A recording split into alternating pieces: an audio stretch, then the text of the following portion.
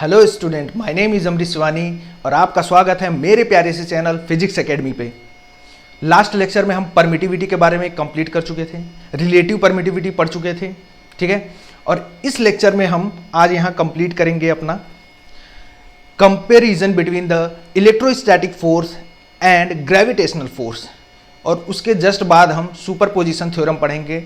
और मैं आपसे लास्ट लेक्चर में ये बोल चुका हूँ कि मैं एक क्वेश्चन सीरीज लेकर के आने वाला हूँ, तो जस्ट सुपरपोजिशन प्रिंसिपल के बाद जो हमारा लेक्चर आएगा हम उसमें क्वेश्चंस खूब ढेर सारे क्वेश्चंस को हम लोग क्या करेंगे, प्रैक्टिस करेंगे। ओके, आइए देखते हैं comparing between electrostatic force and gravitational force.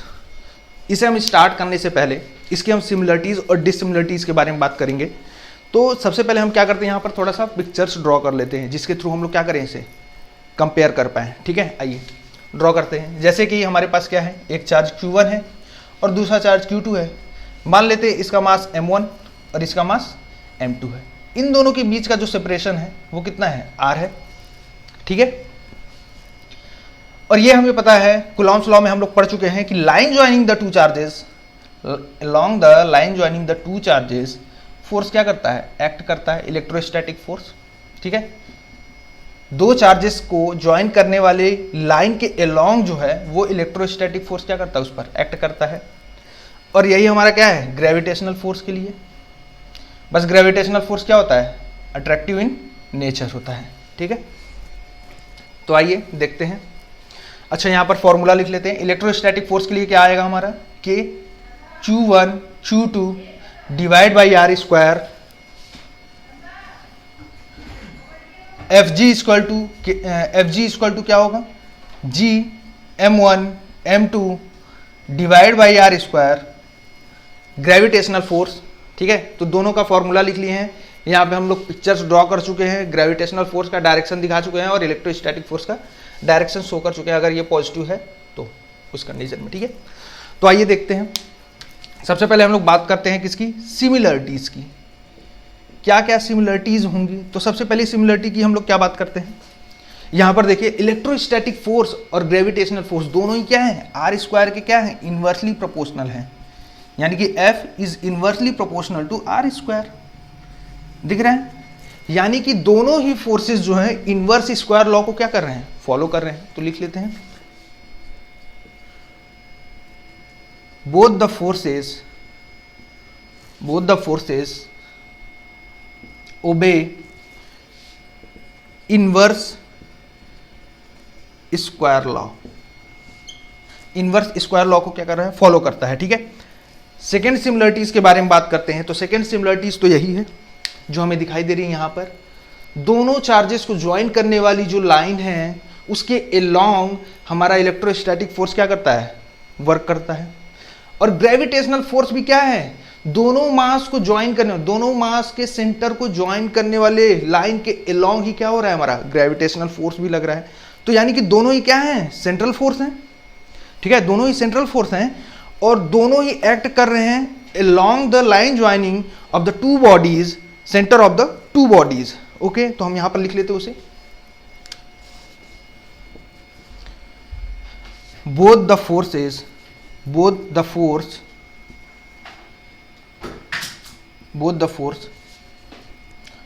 acts along the line joining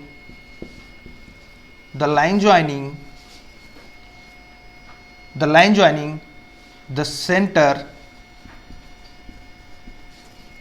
of two bodies। ठीक है, both the force acts along the line joining the center of two bodies। ठीक है, ये हमारी दूसरी सिमिलरिटीज हो गई। अगर तीसरी सिमिलरिटीज की हम लोग बात करते हैं तो तीसरी सिमिलरिटीज हमारी क्या हो सकती हैं, तीसरी सिमिलरिटीज क्या हो सकती हैं। मान लेते हैं ये जो चार्ज है, ये जो मासेस हैं वो किस में है, वैक्यूम में। तो वैक्यूम में रखने पे क्या होगा, अगर मीडियम हमारा वैक्यूम है तो वैक्यूम में होने पे क्या इलेक्ट्रोस्टैटिक फोर्स नहीं लगेगा, लगेगा। हम लोग पढ़ चुके हैं, उस कंडीशन में जो परमिटिविटी होती है वो क्या होती है, मिनिमम होती है, और जो इलेक्ट्रोस्टैटिक फोर्स जो होता है वो क्या होता है, मैक्सिमम होता है। ठीक है, तो इलेक्ट्रोस्टैटिक फोर्स तो लगेगा, बट ग्रेविटेशनल फोर्स वो भी लगेगा। यानी कि वैक्यूम मीडियम में दोनों ही फोर्स हमारे क्या हैं, ऑपरेटेड हैं। समझ में आ रहा है? तो थर्ड पॉइंट क्या है हमारा, बोथ द फोर्सेज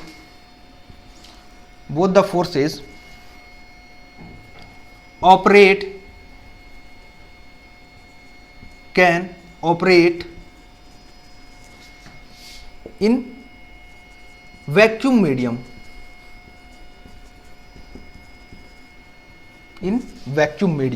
ठीक है। दोनों ही फोर्स वैक्यूम मीडियम में क्या है, ऑपरेटेड है, ठीक है। तो ये तीन सिमिलरिटीज थी जो हम लोग यहां पर देख चुके हैं। अब हम बात करेंगे डिसिमिलरिटीज की, इन्हीं को ध्यान में रखते हुए, ठीक है। तो आइए डिसिमिलरिटीज के बारे में बात करते हैं।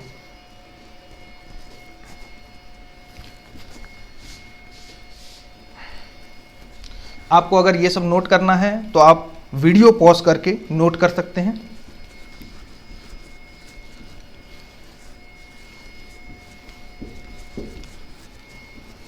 डिसिमिलरिटीज के बारे में बात करते हैं। तो डिसिमिलरिटीज क्या क्या होंगी?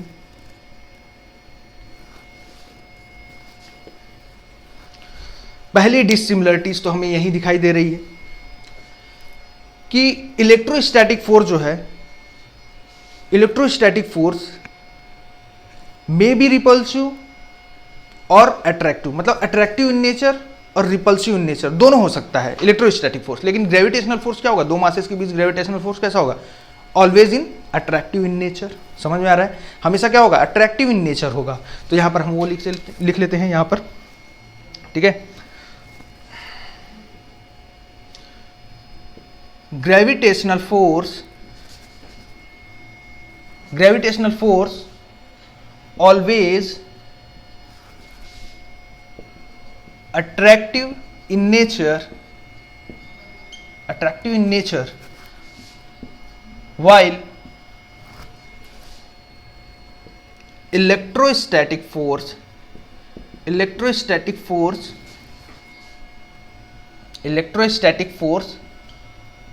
may be अट्रैक्टिव और रिपल्सिव, ठीक है। इलेक्ट्रोस्टैटिक फोर्स कैसा हो सकता है, अट्रैक्टिव भी हो सकता है और रिपल्सिव भी हो सकता है, ठीक है। नेक्स्ट आइए बात करते हैं, नेक्स्ट डिसिमिलरिटीज की बात करते हैं। तो क्या हो सकती है, जैसे कि हम लोग लास्ट क्लास में देख चुके हैं कि इलेक्ट्रोस्टैटिक फोर्स जो है वो किस पे डिपेंड करता है, मीडियम पे डिपेंड करता है। लेकिन ग्रेविटेशनल फोर्स जो है हमारी मीडियम पे डिपेंड नहीं करती है। तो लिख लेते हैं इसे और थोड़ा सा समझ भी लेते हैं, ठीक है। आइए सेकंड पॉइंट क्या है, electrostatic force depends on medium while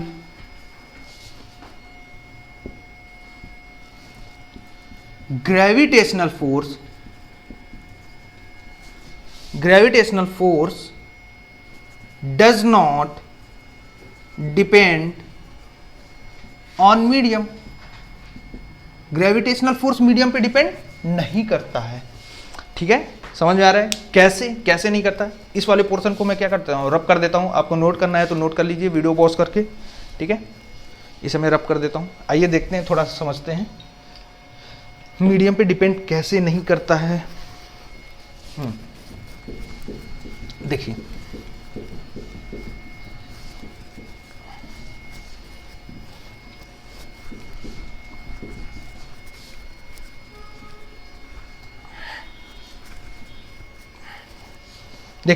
देखिए क्या हो रहा है यहाँ पर। अगर हम इलेक्ट्रोस्टैटिक फोर्स की बात कर रहे हैं तो वो किसके बीच में आती है, दो चार्जेस के बीच में, Q1 और Q2।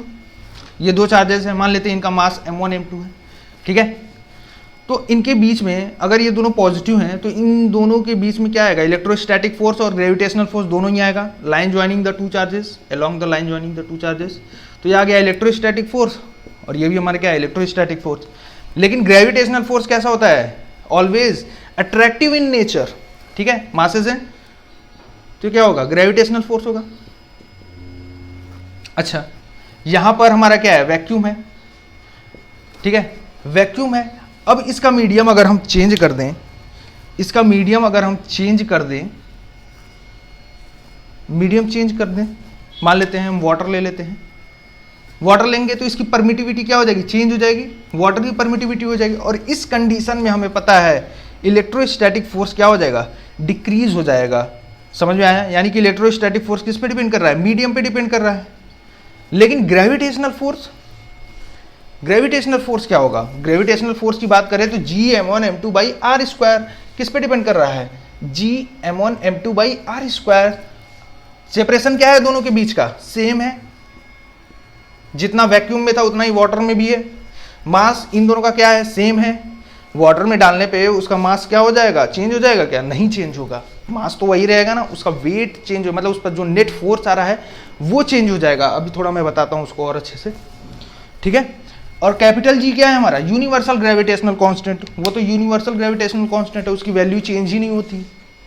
समझ में आया? तो जब उसकी वैल्यू नहीं चेंज हो रही है तो एफ जी क्या होगा, कांस्टेंट रहेगा हर कंडीशन में, हर एक मीडियम के लिए, सभी मीडियम के लिए। मीडियम अगर चेंज हो जाता है मीडियम, तो उस कंडीशन में भी अगर सेपरेशन सेम है, मासेस सेम है, तो उस कंडीशन में ग्रेविटेशनल फोर्स क्या होगा, कांस्टेंट होगा। आइए एक और तरह से समझते हैं। जैसे कि हमारे पास क्या है, एक बॉल है जिसका मास m है, तो इस पर ग्रेविटेशनल फोर्स mg नीचे की तरफ वर्क करेगा, ठीक है। अब अगर हम इसको वाटर में क्या करते हैं, डिप कर देते हैं, मान लीजिए हम वाटर में रख दिए, ठीक है, इसका मास m है, तो भी इस पर ग्रेविटेशनल फोर्स क्या लगेगा, mg ही तो लगेगा। अरे बॉयंट फोर्स आएगा तो बॉयंट फोर्स आने की वजह से इसके नेट फोर्स में चेंजेस आएंगे। यहां पर नेट फोर्स mg है, बट यहां पर नेट फोर्स चेंज हो जाएगा, लेकिन ग्रेविटेशनल फोर्स तो यही रहेगा।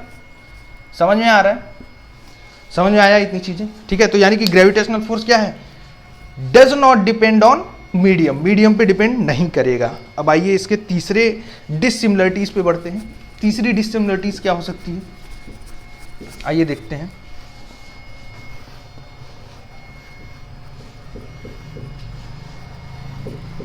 अगर तीसरी डिसिमिलरिटीज के बारे में अगर हम बात करें तो वो क्या हो सकती हैं। थर्ड डिसिमिलरिटीज क्या है, electrostatic force, electrostatic force much stronger than gravitational force. Gravitational force से बहुत ही ज्यादा होती है क्या, इलेक्ट्रोस्टैटिक फोर्स, यानी कि F E much much greater than F G. अब ये कैसे कर रहे हैं हम लोग, एफ ई जो है डिपेंड कर रहा है किस पे, के पे। समझ में आ रहा है, एफ ई इक्वल टू क्या है, के Q1Q2/r², ठीक है, समझ में आ रहा है। और एफ जी के लिए universal gravitational constant capital G है। अच्छा, तो के की वैल्यू क्या होती है, 9 × 10⁹, 9 × 10⁹ न्यूटन मीटर स्क्वायर पर कूलम्ब स्क्वायर। और ग्रेविटेशनल कांस्टेंट की वैल्यू जो होती है, यूनिवर्सल ग्रेविटेशनल की कांस्टेंट 6.67 × 10⁻11 न्यूटन मीटर स्क्वायर पर kg स्क्वायर। ये दिख रहा है इन दोनों में डिफरेंस, k क्या है, बहुत ही ज्यादा है एज कंपेयर टू g, इस वजह से इलेक्ट्रोस्टैटिक फोर्स क्या होगा, बहुत ही ज्यादा होगा as comparison to gravitational force के रिस्पेक्ट में। समझ में आया इतनी चीजें, ये 3 पॉइंट समझ में आई यहाँ पर डिसिमिलरिटीज में। इसे हम क्या करेंगे, नोट डाउन कर लेंगे, ठीक है। और आगे बढ़ते हैं, आगे हम देखेंगे इसी पे एक क्वेश्चंस देखते हैं, ठीक है, जो आपको सॉल्व करना है अभी। फिर उसके बाद से हम आगे बढ़ेंगे किस पे, सुपरपोजिशन पे, जो हमारा मेन टॉपिक है आज का। आइए देखते हैं, अब इसको मैं रब कर देता हूँ, ठीक है, इस पूरे पोर्शन को रब कर देता हूँ और एक क्वेश्चन प्यारा सा सॉल्व करते हैं, ठीक है, आप लोगों के डिमांड पे।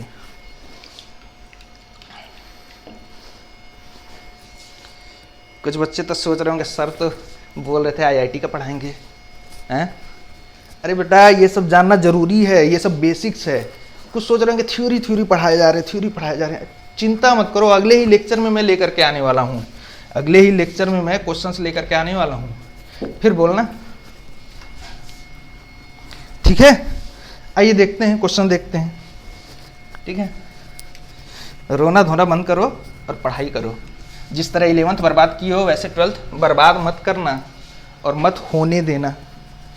समझ में आ रहा है ना, 11th तो लॉकडाउन में निकाल दिए मस्ती में, कोरोना त्यौहार मना के, हैं।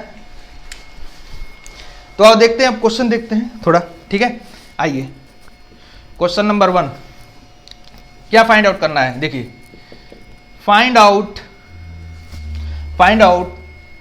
The ratio find out the ratio between electrostatic force and gravitational force for two electrons at r distance for two electrons at r distance in vacuum medium, ठीक है। इसके लिए हमें फाइंड आउट क्या करना है, इलेक्ट्रोस्टैटिक फोर्स और gravitational force का रेशियो फाइंड आउट करना है, ठीक है। इलेक्ट्रॉन का चार्ज तो हमें पता है -1.6 इंटू 10⁻⁻19 कूलम, ठीक है। मास क्या होगा, Me = 9.1 इंटू 10⁻31 kg, ठीक है। ये इलेक्ट्रॉन का चार्ज है और ये क्या है, मास ऑफ इलेक्ट्रॉन है, ठीक है। कूलम्ब्स कांस्टेंट, ठीक है, कूलम्ब्स कांस्टेंट की वैल्यू क्या होती है, ये हम लोग निकाल चुके हैं, कितनी होती है 9 इंटू 10⁻9 न्यूटन मीटर स्क्वायर पर coulomb square. Capital G gravitational universal gravitational constant की वैल्यू क्या होती है 6.67 इंटू 10⁻11 न्यूटन मीटर स्क्वायर पर केजी स्क्वायर। समझ में आया। अब इसको सॉल्व करो बच्चा, सॉल्व करो इसको, 2 मिनट देता हूं, सॉल्व कीजिए इसको।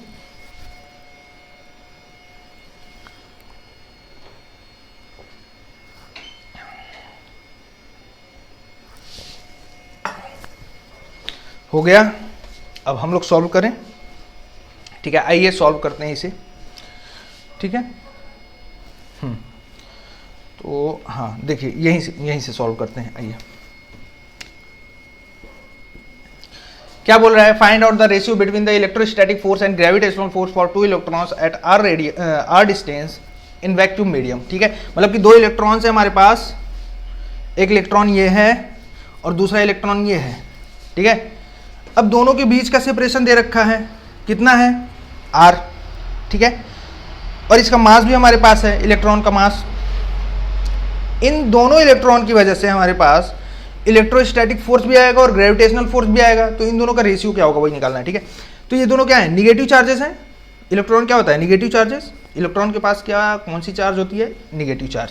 तो ये दोनों क्या करेंगे, एक दूसरे को रिपेल करेंगे। ये देखिए इलेक्ट्रोस्टैटिक फोर्स इस डायरेक्शन में रिपेल करेंगे, बट ग्रेविटेशनल फोर्स का डायरेक्शन क्या होगा, अट्रैक्टिव इन नेचर, इस डायरेक्शन में होगा, एफ जी। यही तो निकालना है हमें, Fe/Fg। तो आइए निकालते हैं, Fe/Fg, Fe = क्या होगा, K/Q1/Q2 divide by r square. Fg = क्या होगा, G/m1/m2 divide by r square. Okay, हमें क्या निकालना है, रेशियो निकालना है। दोनों के बीच का सेपरेशन क्या है, r है, r क्या हो जाएगा, यहां से कट गया, बचा क्या, K/Q1/Q2 डिवाइड बाई G/m1/m2, यही आएगा। वैल्यू पुट कर देते हैं। आइए क्वेश्चन को नोट डाउन कर लिए हैं तो मैं इसको रब कर देता हूं। ओके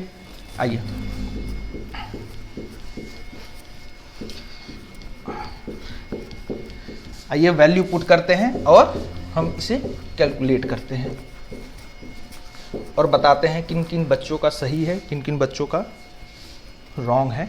देखिए Fe/Fg हमें क्या करना है, कैलकुलेट करना है। ये तो रेशियो तो कैलकुलेट करना है, क्या है, K/Q1/Q2 divide by G/m1/m2। Value put करते हैं। K की वैल्यू क्या है, 9 इंटू 10⁻9 इंटू इलेक्ट्रॉन पे चार्ज कितने होते हैं, 1.6 इंटू 10⁻−19 इंटू 1.6 इंटू 10⁻−19। दो चार्जेस हैं इलेक्ट्रॉन, यहाँ पे दिख रहा है। Q1 के लिए हो गया 1.6 इंटू 10⁻−19, Q2 के लिए कितना हो गया 1.6 इंटू 10⁻−19। और G की वैल्यू क्या है, कैपिटल G की वैल्यू यूनिवर्सल ग्रेविटेशनल कांस्टेंट, तो 6.67 इंटू 10⁻−11, ठीक है।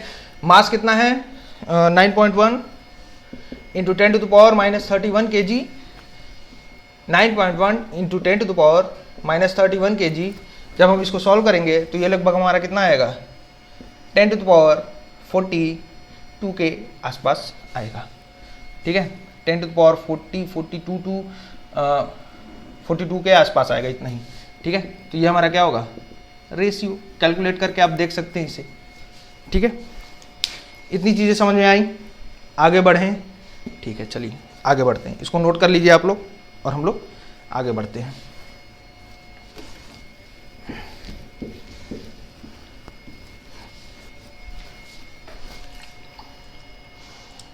अब आगे हम लोग शुरू करते हैं सुपरपोजिशन प्रिंसिपल। ठीक है, रब कर देता हूं मैं।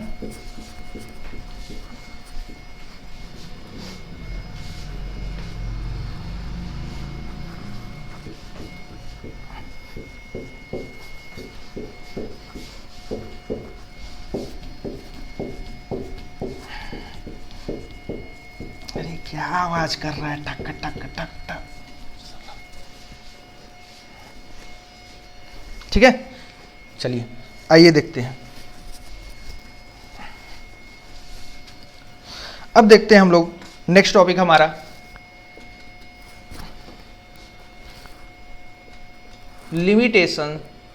Limitations of Coulomb's law. हाँ आएगा अभी सुपरपोजिशन थ्योरम, चिंता मत करो। लिमिटेशंस ऑफ कूलॉम्स लॉ थोड़ा सा है, देख लेते हैं क्या लिमिटेशन है इसका। अरे हम लोग देख चुके हैं लिमिटेशन क्या है, स्टैटिक और पॉइंट चार्ज के लिए क्या है, वैलिड है, बस समझ आया। लिख दो, इट इज वैलिड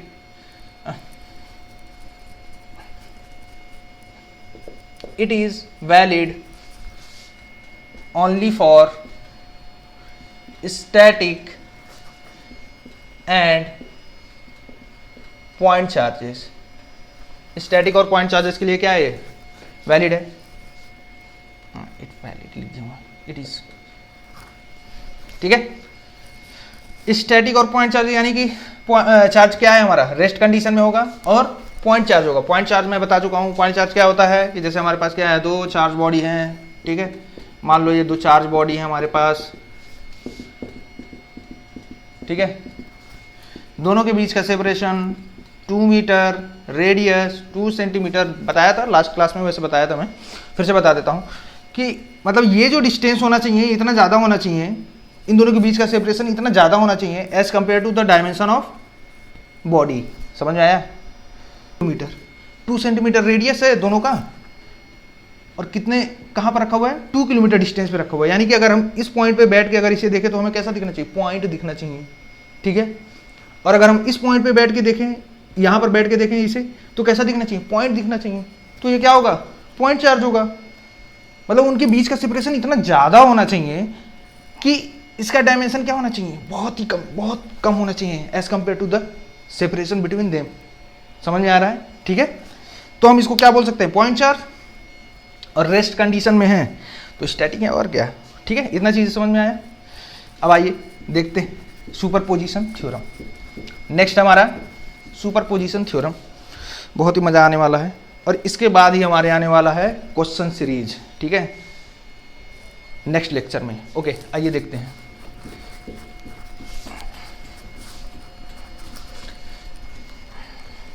यहाँ पर मैं एक एक टॉपिक कवर करने वाला हूँ, बोर्ड पॉइंट ऑफ व्यू से और JEE mains point of view से।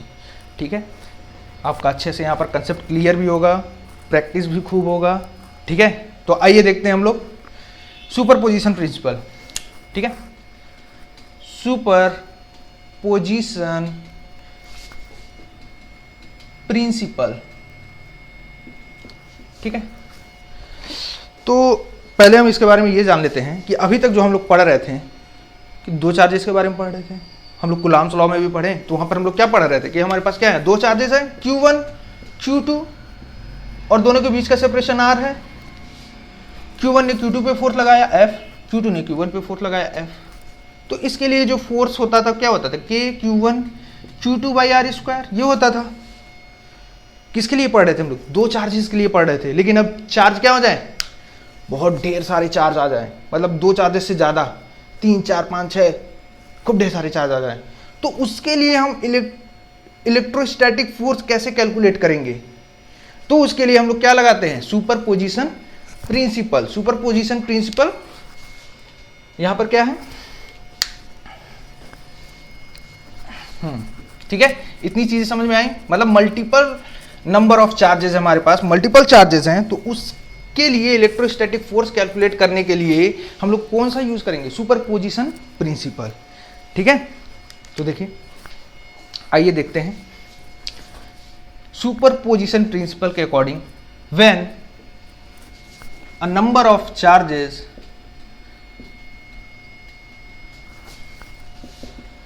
interacting to each other, when a number of charges interacting to each other, then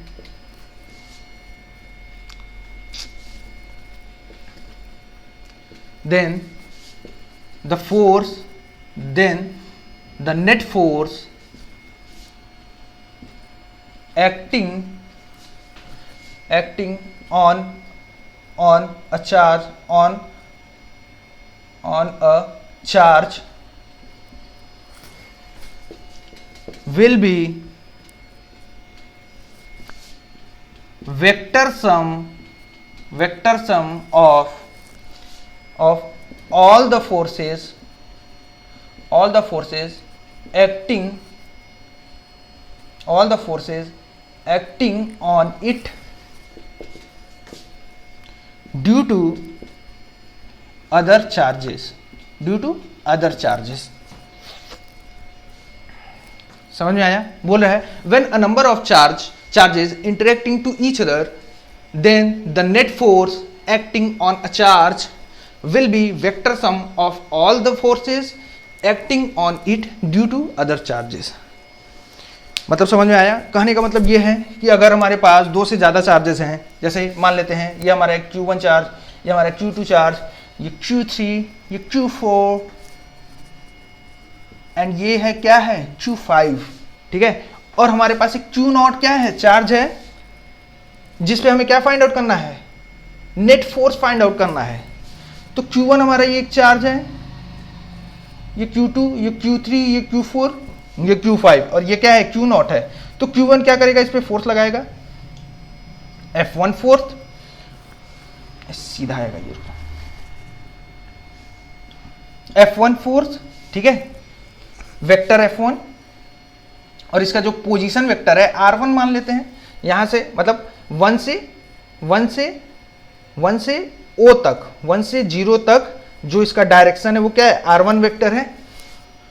और Q2 जो है Q0 पे फोर्स लगाएगा F2 vector, F2 position vector R2 vector, Q3 Q0 पे force लगाएगा F3 position vector R3, Q4 Q0 पे force लगाएगा कितना, F4 मान लेते हैं, ठीक है, पोजीशन वेक्टर R4, और वैसे ही 5 भी लगाएगा F5 पोजीशन वेक्टर R5।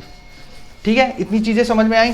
तो इस चार्ज पे Q0 चार्ज पे जो नेट फोर्स आ रहा है, मतलब जो नेट फोर्स होगा, यानी कि net force on charge Q0 is equal to क्या होगा, vector sum of all the forces acting on it.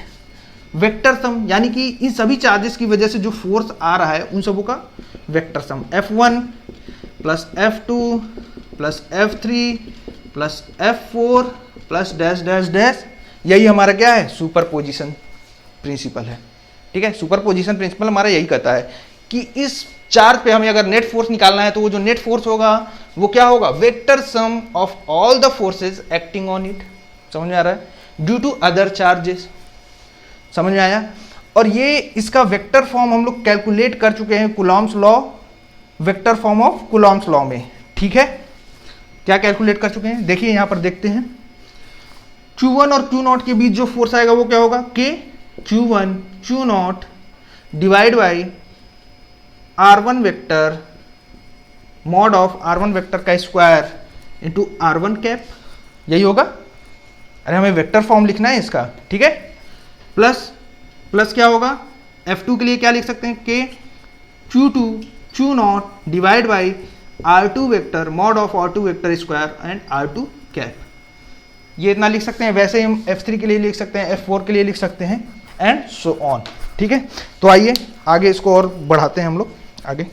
इसको मैं रब कर देता हूँ, जिसे भी नोट करना है नोट कर लीजिए इसे, ठीक है। आइए रब कर देते हैं।